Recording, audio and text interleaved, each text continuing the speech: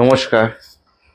ক্রিয়াযোগ বার্তা চ্যানেলের তরফ থেকে আমি শ্রী অলোক চট্টোপাধ্যায় আপনাদের সকলকে জানাই সুস্বাগতম। একটা দীর্ঘ সময় আপনাদের সামনে আমি উপস্থিত হতে পারিনি, নানান ব্যক্তিগত কারণ এবং পারিপার্শ্বিক কারণের জন্য। তার জন্য আমি অন্তর থেকে দুঃখিত এবং ক্ষমা প্রার্থী। এই যে ক্রিয়াযোগ বার্তা চ্যানেলে যে বিষয়বস্তু, ক্রিয়াযোগ নিয়ে কথা বলা, ক্রিয়াযোগ দর্শন, ক্রিয়াযোগ বিজ্ঞান, এইগুলোকে নিয়ে কথা বলতে আমার যেমন ভালো লাগে, তেমনি আপনাদেরও হয়তো ভালো লাগে। সেই জন্য বহুজনের কাছ থেকে আমি অনুরোধ পেয়েছি যে আবার যাতে চ্যানেলটা শুরু করা যায়। চ্যানেলটা বন্ধ করিনি, কিন্তু ওই যে প্রথমে বললাম, কিছু ব্যক্তিগত এবং পারিপার্শ্বিকগত অসুবিধার কারণে আমি উপস্থিত হতে পারিনি। সেটা সত্যিই খুব খারাপ লেগেছে আমারও আপনাদের মতোই। যাই হোক, আবার নতুন করে শুরু হলো আজকে থেকে। আজকের দিনটা না খুব ভালো। আজকে কৃষ্ণ জন্মাষ্টমী। হাজার হাজার বছর আগে এই রকম একটা পবিত্র দিনে এক রাত্রে ভগবান শ্রীকৃষ্ণের আবির্ভাব হয়েছিল এই মর্তভূমিতে। আজকে সারা দেশ জুড়ে তাকে কেন্দ্র করে পূজা অর্চনা, উৎসব, আনন্দ অনুষ্ঠান চলছে। লোকে তাঁর সাধন করছেন, ভজনা করছেন। মানুষ উদ্বেলিত, সনাতন ধর্মীয় সকল মানুষ ভাষা বর্ণ নির্বিশেষে ভগবান শ্রীকৃষ্ণের আরাধনা করছেন আজকে।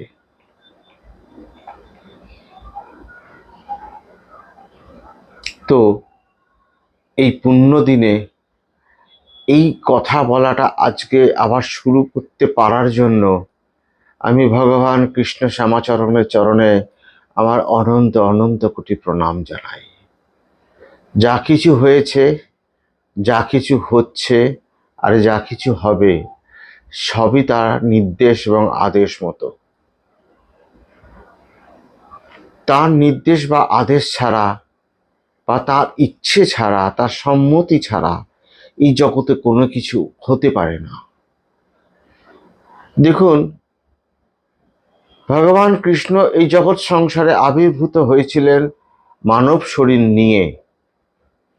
মানব শরীর নিলেও তিনি কিন্তু মানুষ ছিলেন না, অর্থাৎ আপনার আমার মতো সাধারণ মানুষ ছিলেন না। তিনি ছিলেন স্বয়ং ভগবান। স্বয়ং ভগবানের যদি কোনো শারীরিক রূপ হয়, তবে সেটা ভগবান শ্রীকৃষ্ণ। এটা শাস্ত্র বলছে, এটা আমার কথা নয়। একই রকম ভাবে ভগবান শ্যামাচরণও এই জগৎ সংসারে জগৎ মাঝে আবির্ভূত হয়েছেন। তাকে ক্রিয়াবানরা কৃষ্ণ শ্যামাচরণ রূপে অভিহিত করে। কেন জানেন? কারণ যিনি ভগবান কৃষ্ণ, যিনিই ভগবান রাম, তিনিই ভগবান শ্যামাচরণ। এই ত্রয়ীতে কোনো প্রভেদ নাই। প্রভেদ শুধু সময়ের, অর্থাৎ সময় কালের, আর মানুষরূপী শরীরের রূপের পরিবর্তন। এর বাইরে আর কোনো পরিবর্তন নেই। তিনজনেই আদি এবং অকৃত্রিম ভগবান ছিলেন, আছেন এবং থাকবেন। আমরা কলিযুগের মানুষ। আমাদের কাছে ভগবান শ্রীরামচন্দ্র এবং ভগবান শ্রীকৃষ্ণ, এদের প্রভাব, এদের কথা, এদের বাণী যতটা গ্রহণযোগ্য, আদরণীয় এবং পরম পূজনীয়, অর্থাৎ শিরোধার্য, সেই রকম একই রকমভাবে ভগবান কৃষ্ণ শ্যামাচরণের কথা, ক্রিয়াযোগের কথা আমাদের কাছে পরমভাবে স্মরণীয়, বরণীয়।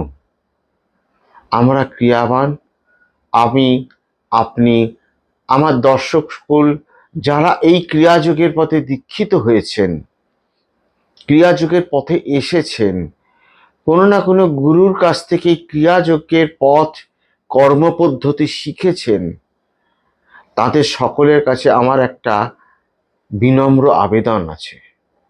আবেদনটা এটাই যে এই যে চ্যানেলের মাধ্যমে যে কথাগুলো হয়, এই কথাগুলো যাতে আরও 10 জনের কাছে, 100 জনের কাছে বা 1000 জনের কাছে পৌঁছে যায়, তার জন্য আপনারা এটাকে শেয়ার করবেন। কেন করতে বলছি জানেন? আমার প্রচারের জন্য না, ভগবান শ্যামাচরণের প্রচারের জন্য।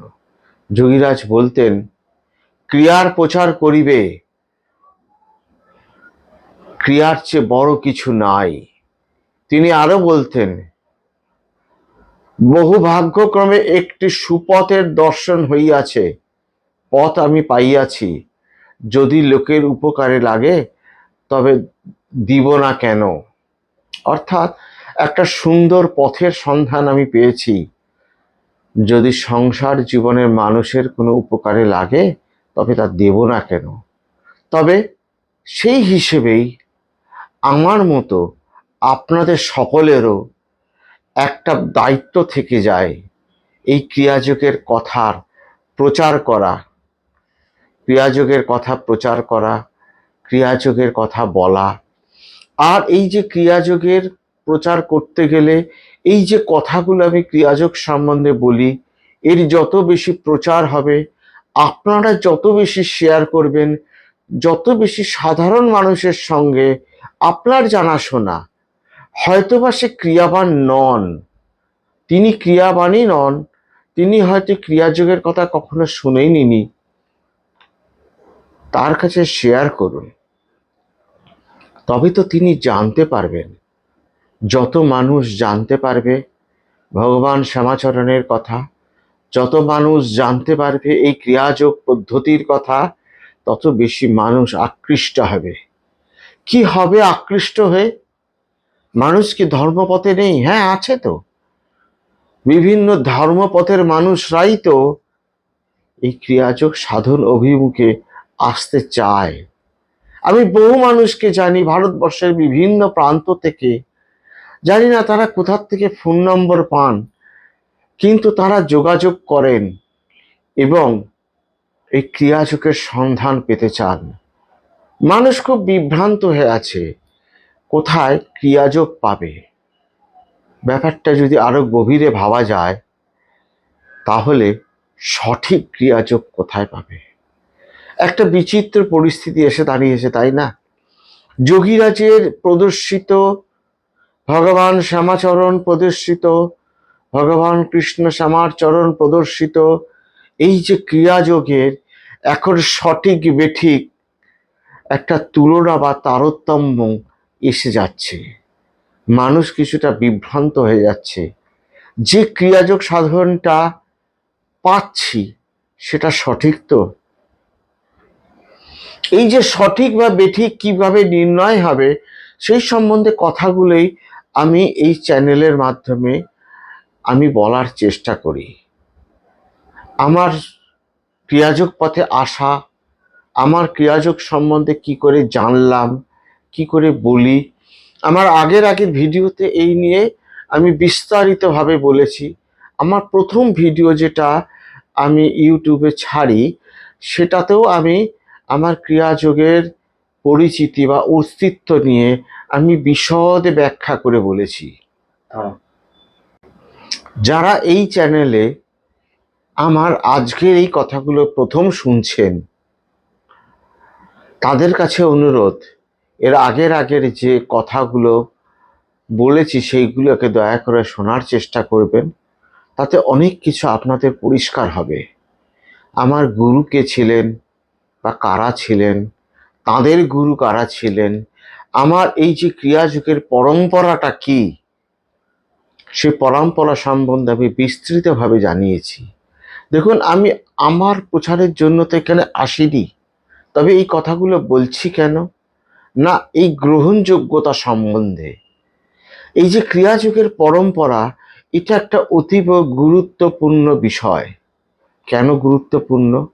না, ক্রিয়াযোগের বর্তমান যুগে যে বিভ্রান্তি ছড়িয়েছে, সঠিক ক্রিয়াযোগ বা বেঠিক ক্রিয়াযোগ, এই যে বিভ্রান্তিগুলো ছড়িয়েছে নানান কারণে, কে সঠিক কে বেঠিক সেটা আমি এইভাবে বলতে পারি না। তবে একটা জিনিস আপনাদেরকে বলতে পারি, যখন ক্রিয়াযোগের পথে কারুর কাছ থেকে আপনি দীক্ষা গ্রহণ করবেন, আপনার গুরুকে তো যাচাই করার ক্ষমতা আপনার নেই, হয় না। শিষ্যের কোনোদিনই ক্ষমতা হয় না গুরুকে যাচাই করে নেওয়া। কিন্তু একটা জিনিস তো যাচাই করে নেওয়া যেতেই পারে, যে যার কাছ থেকে আমি দীক্ষা নিচ্ছি তার খিচুড়ি মুদ্রা সিদ্ধি হয়েছে তো। তিনি আগে দেখাতে না পারলেও দীক্ষার দিনে, অর্থাৎ যেদিনকে দীক্ষা দেয়া প্রদান হচ্ছে সেই দিনকে খিচুড়ি মুদ্রা যখন তিনি শেখাবেন বা তালব্য ক্রিয়া যখন শেখাবেন, তখন গুরু নিজে দেখিয়ে দেবেন যে তাঁরও তালব্য সিদ্ধি বা খেচুড়ি সিদ্ধি হয়ে আছে। যদি খেচুড়ি সিদ্ধি না হয়ে থাকে তবে তিনি গুরু হওয়ার যোগ্য নয়। এটা আমার কথা নয়, এটা যোগীরাজের কথা। এই কথাগুলো পাবেন পুরাণ পুরুষে। এই খিচুড়ি সম্বন্ধে বা এই তালব্য ক্রিয়া সম্বন্ধে যদি আপনারা বিস্তারিতভাবে জানতে চান এবং আরো ভালোভাবে বুঝতে চান, তবে আমার পিতৃদেব যোগাচার্য মহামহোপাধ্যায় শ্রীমৎ অশোক কুমার চট্টোপাধ্যায় লিখিত একটি বই আছে, যোগীরাজ শ্যামাচরণ ক্রিয়াযোগ ও অদ্বৈতবাদ। পুরো নামটা হচ্ছে শ্যামাচরণ ক্রিয়াযোগ ও অদ্বৈতবাদ। এই বইটার মধ্যে একটা প্যারা আছে যাতে খিচুড়ি মুদ্রা সম্বন্ধে বিস্তারিতভাবে বলা আছে। প্রত্যেক ক্রিয়াযোগ সাধকের উচিত এই খিচুড়ি মুদ্রা যথাযথভাবে যোগীরাজ প্রদর্শিত যে পথ, সেইভাবে এই খিচুড়ি মুদ্রা অভ্যাস করা। দেখুন, খিচুড়ি মুদ্রা হচ্ছে এই সাধনের পথে একটা মূল ফটক বা দরজা, যে দরজাটা অতিক্রম না করলে পরে ক্রিয়াযোগের যে অধ্যাত্ম সাধন পথ, তার ভেতরে প্রবেশ করা যায় না। এই ভারতবর্ষে বহু শত হাজার মন্দির আছে। যে কোনো বড় মন্দিরে যাবেন, দেখবেন সেই বড় মন্দিরকে ঘিরে একটা পরিমণ্ডল বা বাউন্ডারি ওয়াল আছে। সেই বাউন্ডারি ওয়ালের একটা গেট আছে।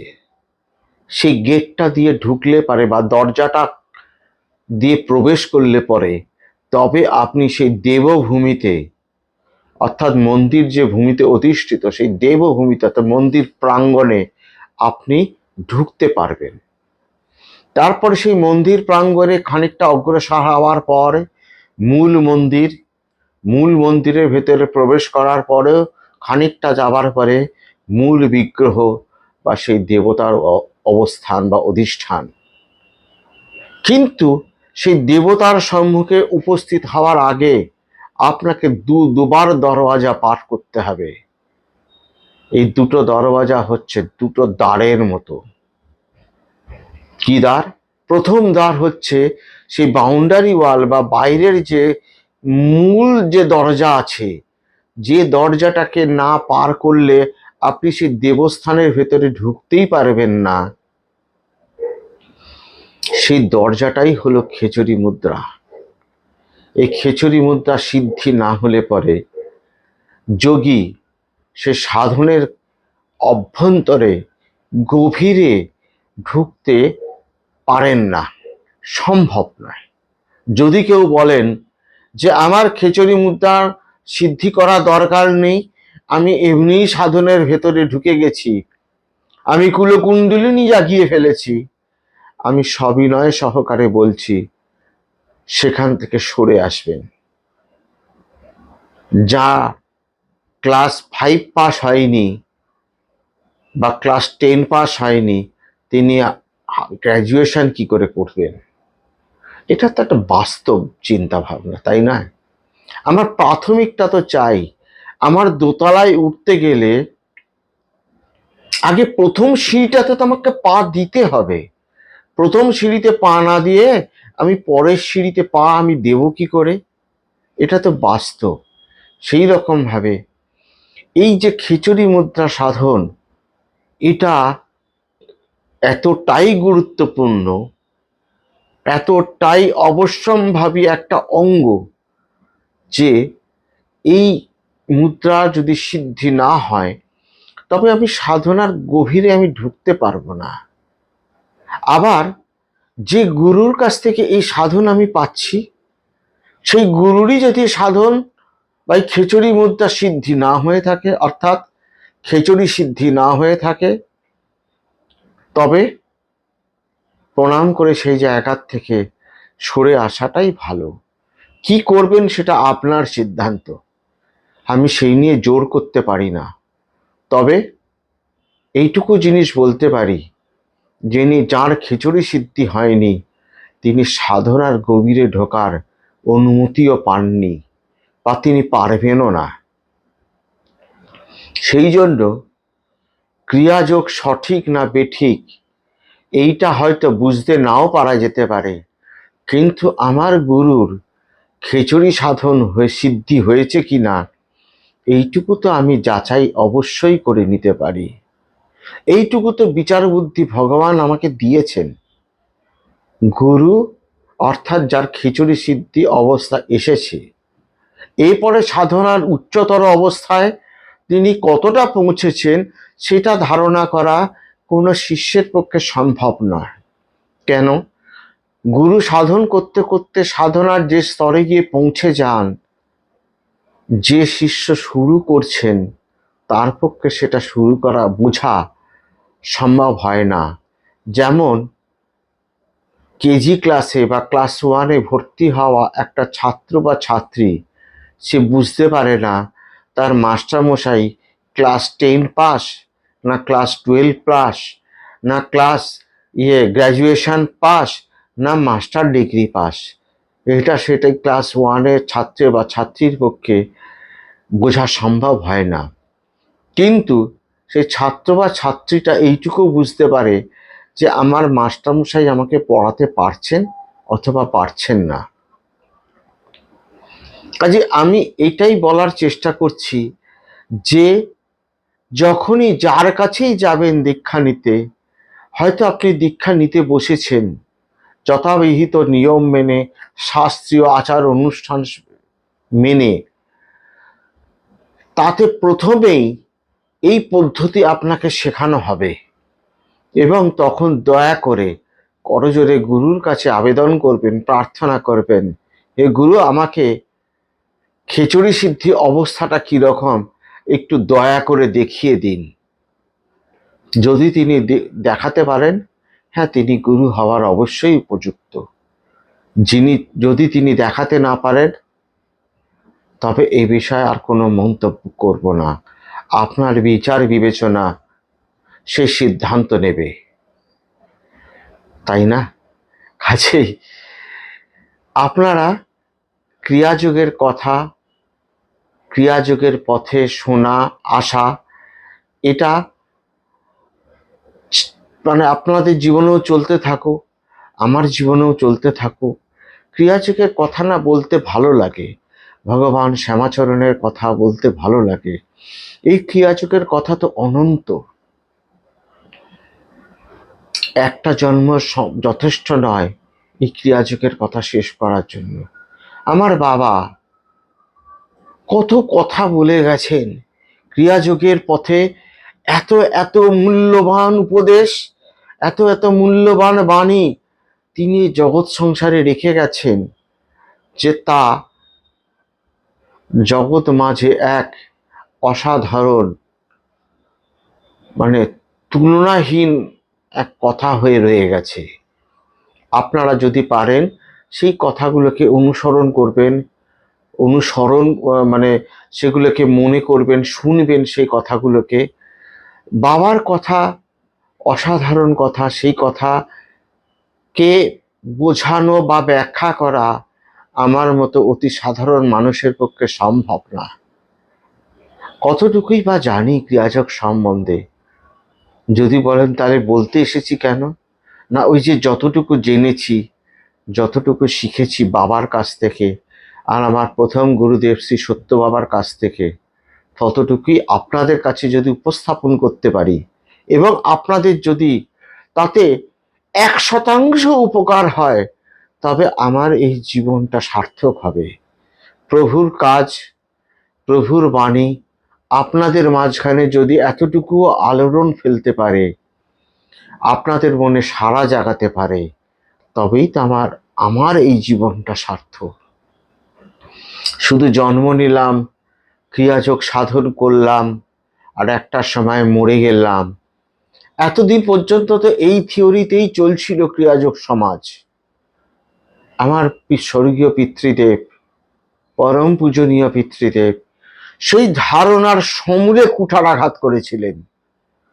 তিনি বলেছিলেন যে না, ঢাক ঢাক ঘুরঘুর করলে চলবে না, ভগবান শ্যামাচরণের বাণী জগৎ মাঝে ছড়িয়ে দিতে হবে, জগৎ সংসারের মাঝখানে ছড়িয়ে দিতে হবে।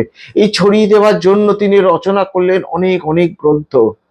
পুরাণ পুরুষ যোগীরাজ শ্রী শ্যামাচরণ লাহিড়ী একটা বই, শ্যামাচরণ ক্রিয়াযোগ ও অদ্বৈতবাদ দ্বিতীয় বই, কে এই শ্যামাচরণ তৃতীয় বই।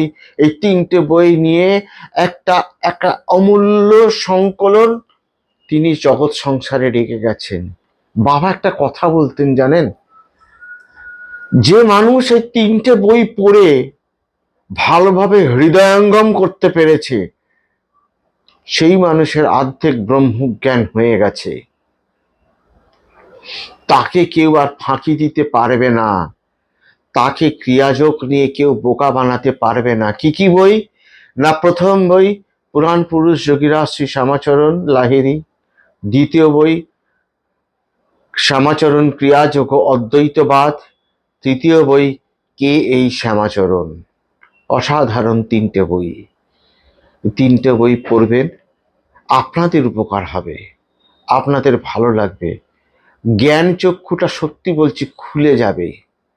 আর একটা ছোট বই আছে প্রাণময় জগৎ, ছোট্ট বই, কিন্তু ক্রিয়াযোগের কথা না বলা সত্ত্বেও ওতে কেন ক্রিয়াযোগের কথা বলা নেই, কিন্তু আমাদের শরীরের এই যে প্রাণ বিজ্ঞান, প্রাণায়াম, এই যে বাজারে এই প্রাণায়াম কথাটাকে চালু, এই যে প্রাণায়াম লোকে টিপে, নাক টিপে, মুখ দিয়ে নানান রকম ভাবে প্রাণায়াম করার চেষ্টা করে, এর মধ্যে কোনটা সঠিক কোনটা বেঠিক শাস্ত্রীয় প্রমাণ সহযোগে এই প্রাণায়াম জগৎ বইটার মধ্যে এত সুন্দরভাবে তিনি ব্যাখ্যা করে গেছেন, সেটা আর বলার অপেক্ষা রাখে না। ভালো লাগবে আপনাদের, আপনারা সত্যিকারের সত্যটা জানতে পারবেন। এই বিষয়ে আপনাদেরকে 100% গ্যারান্টি আমি দিতে পারি। হ্যাঁ, অবশ্যই দিতে পারি। ক্রিয়াযোগের পথে বইয়ের কোনো অভাব নেই, সমস্ত বই পড়বেন, যতদূর আপনার সাধ্য যায় আপনি পড়ুন, কিন্তু অতি অবশ্যই ওই তিনটে বই পড়বেন। শুধু পড়া নয়, একবার দুবার পড়া নয়, বারবার করে পড়বেন। যত পড়বেন তত আপনাদের জ্ঞান চক্ষু ধীরে ধীরে খুলতে থাকবে। এই জ্ঞান চক্ষুটা না এ চট করে খুলে না, এ বড্ড বেশি ভ্রম বা মায়া সৃষ্টি করে। আমি শিখে গেছি, আমি জেনে গেছি, আমি বুঝে গেছি, এই যে একটা মায়ার প্রবণতা, আমাদের মনের ভেতরে একটা ভ্রমের আচ্ছাদন, এই ভ্রম আমাদেরকে বিপথে চালিত করে নিয়ে গেছে। আমাদের জীবনে শেখার কোনো শেষ নেই, জানার কোনো শেষ নেই, বোঝারও কোনো শেষ নেই, তিনটেই অনন্ত।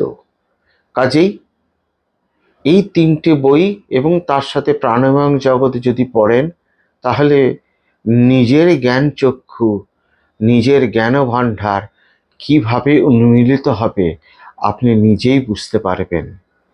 আপনার ভেতরের যে জ্ঞান ও তৃষ্ণা সেটা জেগে উঠবে। তখন আপনি ক্রিয়াযোগকে সাধনার ভেতরে গভীরে ঢুকতে চাইবেন। যে মানুষ ক্রিয়াযোগ সাধন পেয়ে গেছেন, ক্রিয়াযোগের পথে ঢুকে গেছেন, প্রবেশ করে গেছেন, তার কাছেও এই বইগুলো অবশ্যম্ভাবী, অপরিহার্য। কেন না, ক্রিয়াযোগের পথে, এই সাধন পথে টিকে থাকাটা এত সোজা কথা নয়। আপনার চঞ্চল মন, আপনার ভেতরে যে বহির্মুখী মন, আপনার ভেতরে যে ইন্দ্রিয়জাত মন, ইন্দ্রিয়াসক্ত মন, আপনাকে ক্রিয়াযোগের সাধন পথ থেকে ঠেলে সরিয়ে দেবার বারংবার চেষ্টা করবে। এটা তো একটা লড়াই, নিজের সঙ্গে নিজের লড়াই। এই লড়াই সততই আমাদের ভেতরে চলছে। প্রবৃত্তি পক্ষ এবং নিবৃত্তি পক্ষ।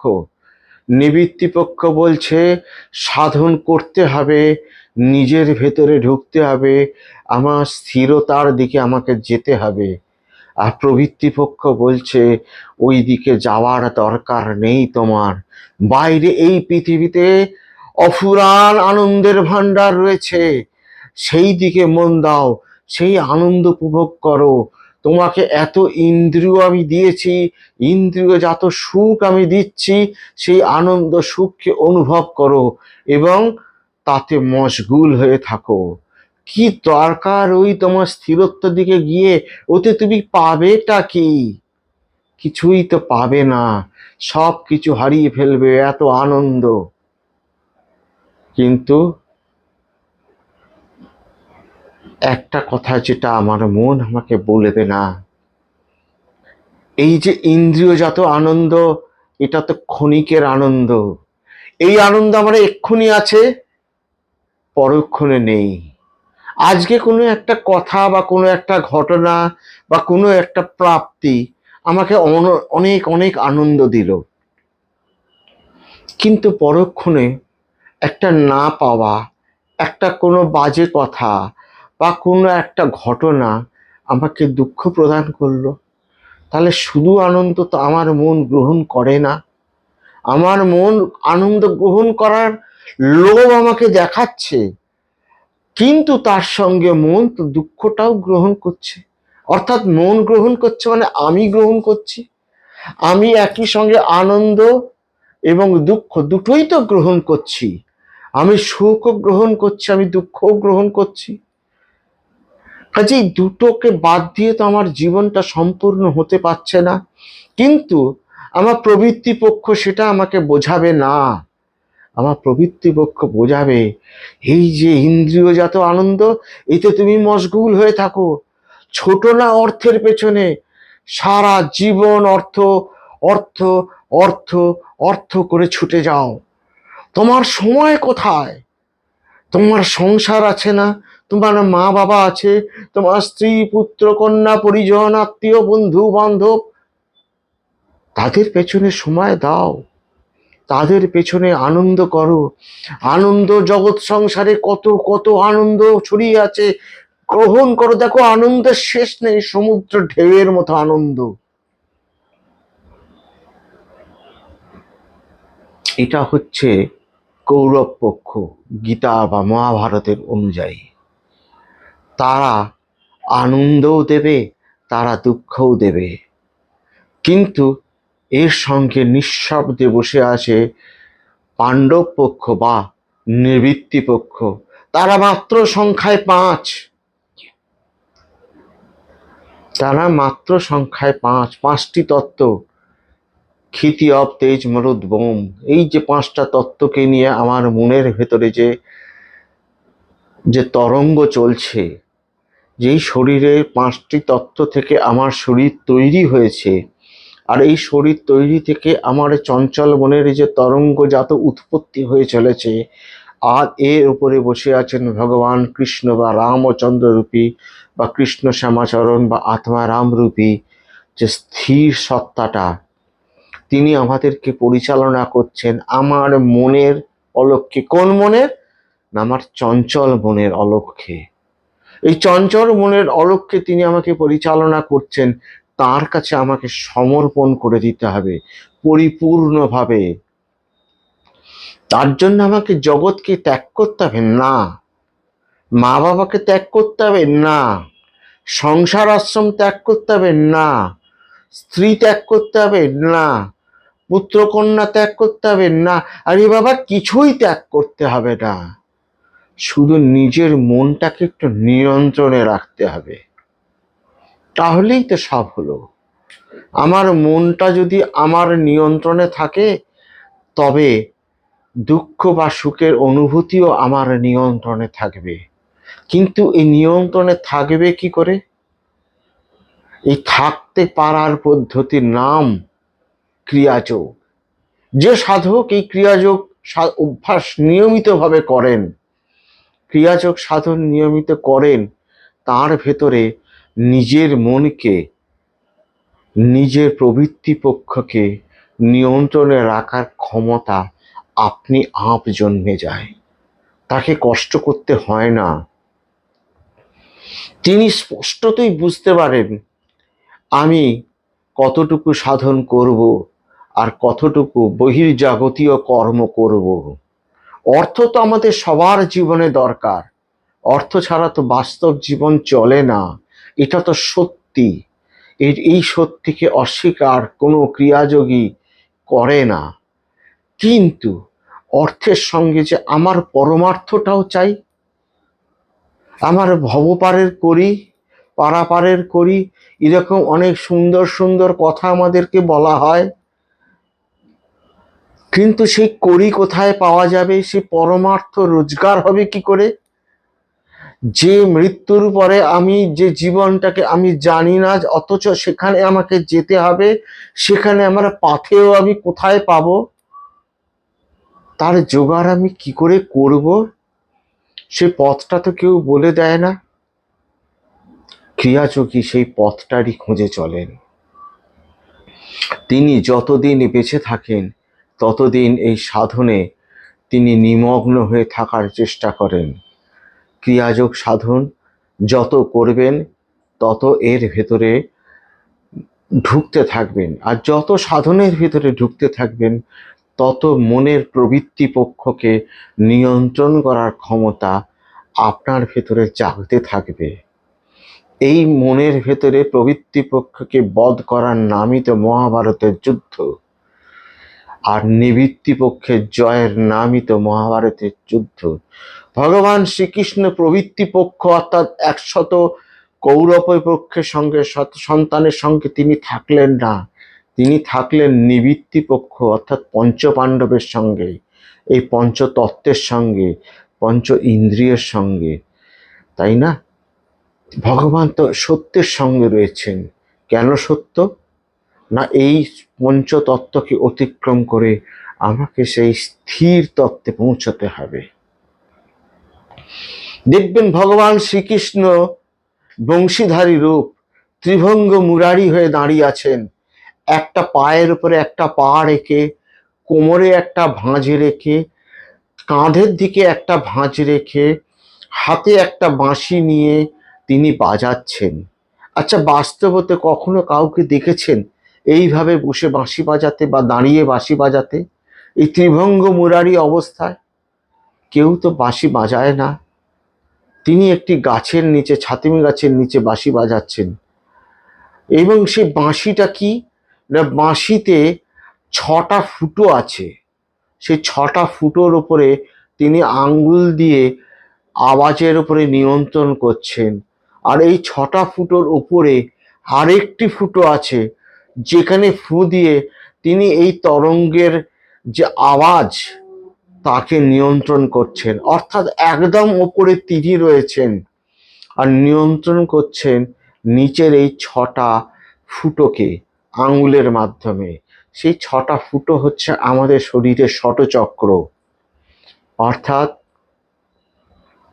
যে আমরা যে কোনো মাধ্যমে আমরা জানতে পারি যে ষটচক্র কি কি না, স্বাধিষ্ঠান, মূলাধার, স্বাধিষ্ঠান, মণিপুর, অনাহত, বিশুদ্ধ, আজ্ঞা। এই যে আমাদের মেরুদণ্ড জুড়ে ছটা চক্র, এই ছটা চক্র হচ্ছে শ্রীকৃষ্ণের ছটা ফুটো বাঁশির। এই চক্রের মাধ্যমে প্রাণায়াম করতে করতে, প্রাণায়াম মানে অন্তর্মুখী প্রাণবায়ুকে নিয়ন্ত্রণের মাধ্যমে, সেই যে প্রাণায়াম সুমধুর বংশীধ্বনির মতো শি শি করে আওয়াজ করে সে সুন্দর প্রাণায়ামে সে সাধক নিজেই নিজের প্রাণায়ামের আওয়াজে মোহিত হয়ে যাবে। ওই জন্য তো বংশীধ্বনি করছেন শ্রীকৃষ্ণ। তিনি বোঝাচ্ছেন যে এই বংশীধ্বনিতে তুমি নিজেই মোহিত হয়ে যাও। এই প্রাণায়ামের আওয়াজে যত সুন্দর করে আমি করতে পারবো, যত প্রাণায়ামের আওয়াজে আমি মোহিত হয়ে যেতে পারবো, ততই আমার জীবনের মঙ্গল। নতুবা অমঙ্গল আমার জীবনে সবসময় লেগে আছে। অমঙ্গলকে আমি এড়াতে পারবো না, দুঃখকে আমি এড়াতে পারবো না। দুঃখকে এড়াতে গেলে আমাকে সুখকেও এড়িয়ে যেতে হবে, অমঙ্গলকে এড়াতে গেলে আমাকে মঙ্গলকেও এড়াতে হবে। কাজেই দুটোকেই এড়িয়ে আমাকে সেই পরম স্থির কুটস্থরূপী ব্রহ্ম শ্রীকৃষ্ণরূপী কুটস্থ চৈতন্যে আমাকে নিজেকে স্থির সত্তায় নিয়ে যেতে হবে। তবেই তো আমাদের জীবনের পরম প্রাপ্তি হবে, তবেই তো ক্রিয়াযোগ সাধনের উদ্দেশ্য সাধন হবে। ক্রিয়াযোগ পেয়েছি, ক্রিয়াযোগ সাধন অল্প স্বল্প করছি, এটা খুব বড় কথা নয়। বড় কথা হচ্ছে আমি কত গভীরে ঢুকে সাধন করছি, কতটা গভীরতা সহকারে সাধন করছি, কতটা মন দিয়ে সাধন করছি, কতটা আত্মনিবেদন সহকারে আমি সাধন করছি। আমার মনের ভেতরে, আমার শরীরের ভেতরে সে তেজস্তত্ত্বরূপী অর্জুনকে জাগাতে হবে। আমার সেই অর্জুনরূপী তেজস্তত্ত্ব আমার ভেতরে যুদ্ধ করবে।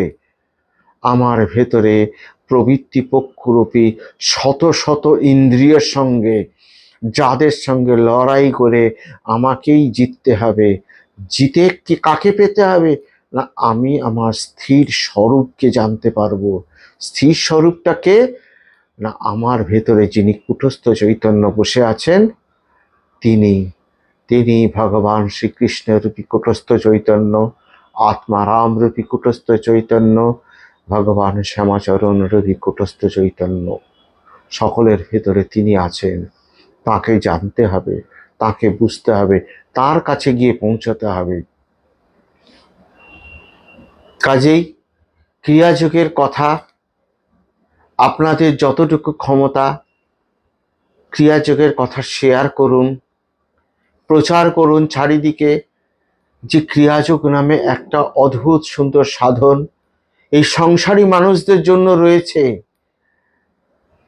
এটা জন্য কোনো পাহাড় পর্বত গিরিগুহার কন্দরে যেতে হবে না, আমাকে বনে জঙ্গলে ঘুরে বেড়াতে হবে না, আমাকে মন্দিরে মন্দিরে ঘুরে বেড়াতে হবে না, আমাকে দেবস্থানে বিভিন্ন জায়গায় জায়গায় ঘুরে বেড়াতে হবে না।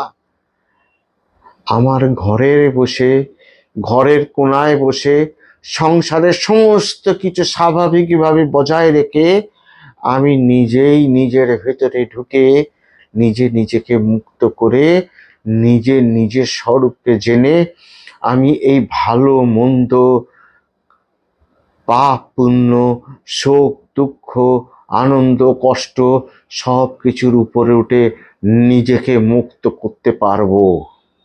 এই মুক্তিটাই তো আমার চাই। মৃত্যুর মাধ্যমে মুক্তি হয় না, মৃত্যুর মাধ্যমে কিছুতেই মুক্ত হওয়া সম্ভব নয়।